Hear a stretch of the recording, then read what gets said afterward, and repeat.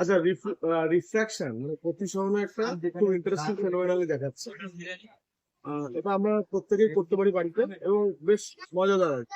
আচ্ছা, প্রতিসরণটা কি হয়, যে লাইট যখন একটা মিডিয়াম থেকে আরেকটা মিডিয়ামে এন্টার করে তখন লাইট বেন্ড করে, ঠিক আছে? তো সেই যে এক্সপেরিমেন্টের কথা আমি বলছি সেটা একবার একটু এখানে আমি দেখাই। এখানে একটা গ্লাস আমি জল নিয়েছি। তো গ্লাসটা, এখানে যে গ্লাসটা নেওয়া হয়েছে সেটা একটা সিলিন্ড্রিক্যাল গ্লাস নেওয়া হয়েছে, মানে এই যে সারফেসটা, এই সারফেসটা কিন্তু সার্কুলার সারফেস আছে, ঠিক আছে? এবার আমি একটা চামচ নিয়েছি। তো আমরা ভিউ করবো এপাশ থেকে, আর আমি এই চামচটাকে এপাশ থেকে এন্টার করাবো। তো ক্যামেরাটা যদি আমি এখানে রাখি, এইখান থেকে যদি দেখাই আমি, তো এই যে হচ্ছে আমার চামচটা, এই চামচটাকে যদি আমি এই সাইড থেকে এন্টার করাই, তো আবার আমি বের করে নিয়ে যাচ্ছি। আরেকবার দেখাচ্ছি, আমি চামচটা যদি এখান থেকে এন্টার করাই এবং যদি বের করে নিয়ে যাই,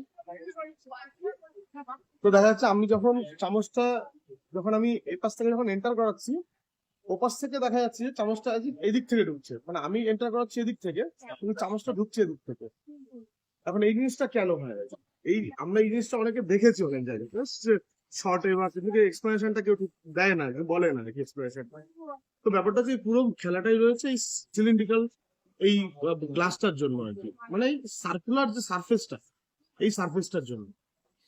এখন ইন জেনারেল আমরা প্রতিসরণ বা রিফ্রাকশন দেখি যেটা, সেটা একটা স্মুথ, মানে সেটা এরকম একটা সমতল একটা সারফেস হয় আর কি। তো যেখানে কিনা লাইট বললে পরে লাইটটা বেন্ড করে যায়। কিন্তু এখানে সারফেসটা সার্কুলার হওয়াতে সার্কেলের একটা একটা গুণ আছে। সেই গুণটা কি, একটু ক্লোজ নিয়ে আসতে বলবো। সার্কেলের গুণ হচ্ছে, উপর থেকে দেখালে পরে বেটার বোঝা যাবে, যে সার্কেলের গুণ হচ্ছে, এটা যদি সার্কেলের সেন্টার হয়, এই পয়েন্টটা যদি সেন্টার হয়, তাহলে সার্কেলের উপর প্রত্যেকটা পয়েন্ট কিন্তু এই সেন্টার থেকে যদি আমি একটা লাইন টানি, তার সেটা এই সারফেসের উপর পারপেন্ডিকুলার হবে। মানে মধ্যে কথা আমি বলতে চাইছি যে প্রত্যেকটা পয়েন্ট থেকে তো একটা রেডিয়াস পাওয়া যায় সার্কেলে, এবং সেই রেডিয়াসটা কিন্তু ওই সার্কামফারেন্স বা পরিধির উপর কিন্তু অলওয়েজ পারপেন্ডিকুলার থাকে। এই যে আমি সেটা এখান থেকে দেখাতে পারবো, এটা হচ্ছে যদি, এটা যদি আমার এই পয়েন্ট পার্টিকুলার এই পয়েন্টের উপর যদি এটা একটা স্পর্শক হয়, আর এটা যদি আমার রেডিয়াসটা হয়, তো দেখা যাচ্ছে এটা পারপেন্ডিকুলার আছে এখান থেকে, এই জিনিসটা যে পারপেন্ডিকুলার আছে। এখন কোনো লাইট যদি এই পয়েন্টে ইনসিডেন্ট হয়, কোনো লাইট যদি এই পয়েন্টে ইনসিডেন্ট হয়, তাহলে তার কিন্তু এখানে নর্মাল ইনসিডেন্স হবে, মানে লম্ব আপাতন হবে। তো কোনো লাইট যদি এখান থেকে এখানে যদি ইনসিডেন্ট হয়, তাহলে ও কিন্তু একদম পুরো সেন্টার থেকে যাবে, মানে ও লম্ব আপাতন হচ্ছে। এখন মজার বিষয় হচ্ছে যে এই জিনিসটা আমি উপর থেকে একটু দেখাবো, যে আমি যদি এই পয়েন্টটা ঘোরাতে থাকি, তাহলে দেখো এই লম্বটা কিন্তু চেঞ্জ হচ্ছে না। যদি আমি ঘোরাচ্ছি, লম্বটা কিন্তু সেমি থেকে যাচ্ছে। আমি এদিকেও যদি ঘোরাই, যে কোনো পয়েন্ট যদি আমি দেখি, এই পয়েন্টে কিন্তু লম্ব কিন্তু এটাই থেকে যাচ্ছে। তো লম্ব কিন্তু চেঞ্জ হচ্ছে না, ঠিক না? তার মানে কোনো লাইট যদি এসে এইখানে এসে ইনসিডেন্ট হয়, তাহলে তার কিন্তু লম্ব ইনসিডেন্স হচ্ছে, মানে নর্মাল ইনসিডেন্স যাকে বলে, বা লম্ব আপাতন হচ্ছে। তার ফলে মজার বিষয়টা কি হচ্ছে, এবার আমি এক্সপেরিমেন্টটা দেখাচ্ছি একবার উপর থেকে ক্যামেরাটা দিতে বলবো।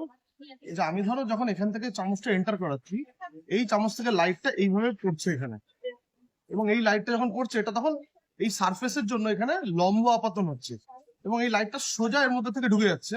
আমি উপর থেকে দেখাচ্ছি, লাইটটা এখান থেকে সোজা এইরকম ভাবে যাচ্ছে, দিয়ে লাইটটা এইখান থেকে বেরোচ্ছে। এই লাইটটা না এদিকে যাচ্ছে না এদিকে যাচ্ছে। হ্যাঁ, যদি তুমি এদিক থেকে দেখো অন্যরকম দেখতে লাগবে, কিন্তু এই লাইটটা এই পয়েন্টে যদি পড়ে, কারণ লাইটটা সব পয়েন্টে পড়ছে, পার্টিকুলার এই পয়েন্টে যে লাইটটা পড়ছে সেটা এখান থেকে এই দিক দিয়ে বেরোচ্ছে। তার মানে যে লাইটটা এই পয়েন্টে ঢুকছে সেটা দেখা যাচ্ছে এই পয়েন্টে।